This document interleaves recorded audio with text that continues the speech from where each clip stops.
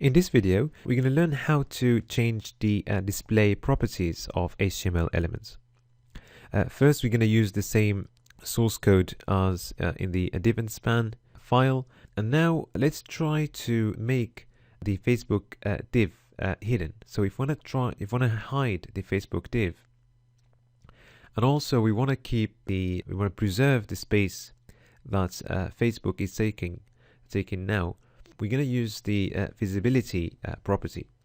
So the syntax is easy, visibility is set to hidden. And now we see that Facebook now is hidden, but it's still preserving the space it was taking up before. Okay, so now if we get rid of the visibility property and we want to try something else, we want to try to hide Facebook, and also we don't want Facebook to take any space anymore. So this time we're going to use the display property and we're going to set it to none.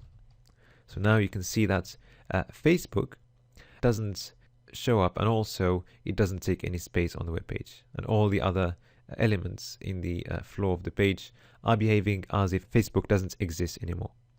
Okay. So another thing that we use the display property for is to change the way inline elements are displayed. So if we want an inline element to be displayed as if it was a block element, we use the display property.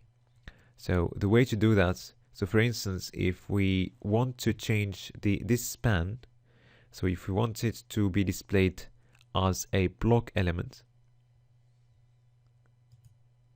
so we're going to use the display property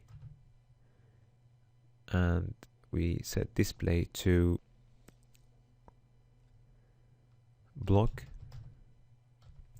So now this span is displayed as a block element, but it's still an inline element. So which means that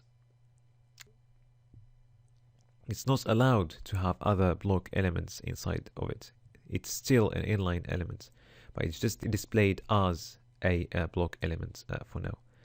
And we can do the same thing for block elements to transform them to or display them as inline elements.